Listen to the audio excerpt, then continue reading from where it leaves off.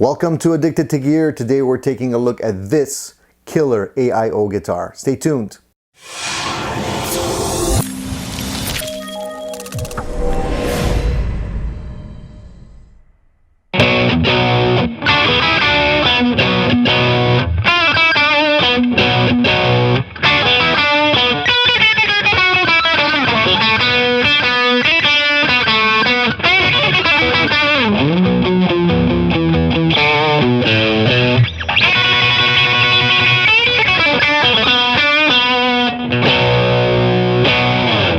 Welcome back to another episode of Addicted to Gear. My name is Tony. Thank you for joining us today.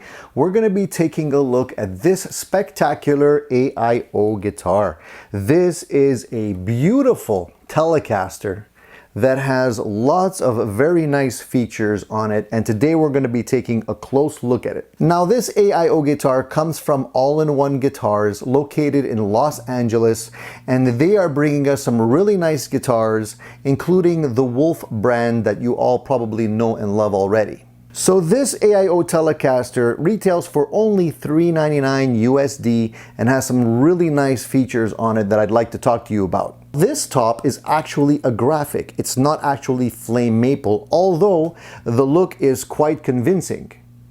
Now, if any of you know how expensive it is to produce guitars that have this type of finish using high quality flame maple, you know that it drives the price of the guitar way up. So AIO has developed a new technology that allows them to give you this stunning look at a very low price point. Now, this guitar doesn't skimp on any features. It has a mahogany body with an alder top.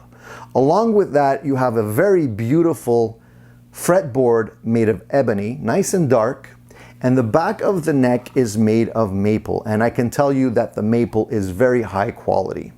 You don't have a skunk stripe, but it does come with an actual bone nut, and that is usually quite rare on guitars at this price point.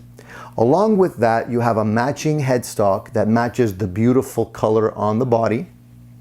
And the tuners on this guitar are locking.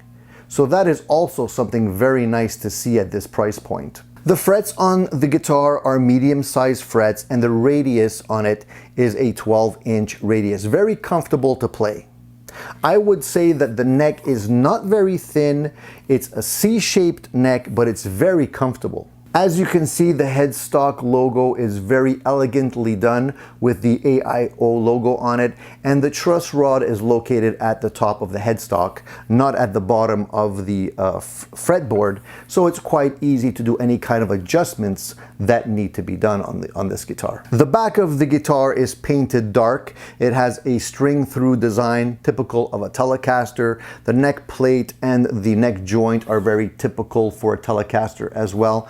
Pretty straightforward on the back side of it, but you would think that's where the nice features stop on this guitar, but actually there's a lot more to talk about. If we look at the bridge, for example, it uses a Wilkinson type bridge.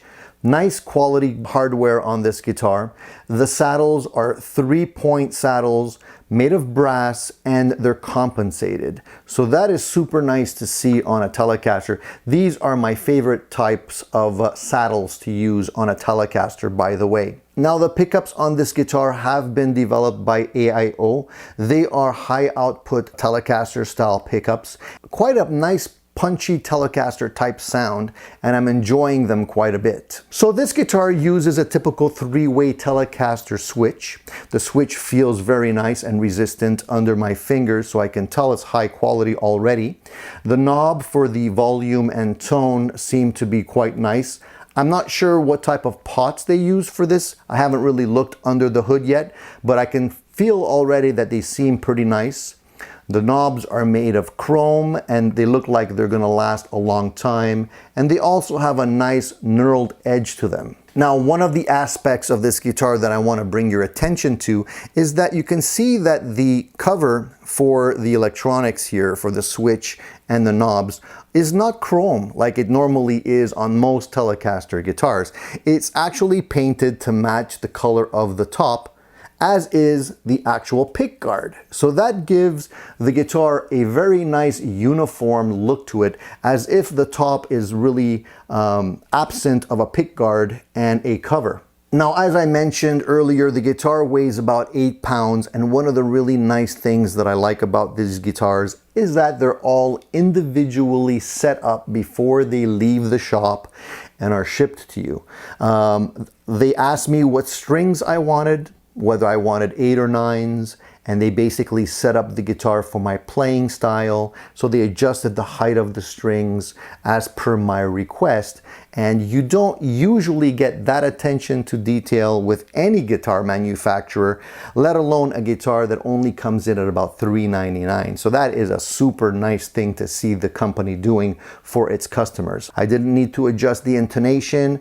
The bridge saddles were adjusted perfectly. The height of the strings, excellent. The guitar was almost actually in tune when I got it, and that is pretty rare to see.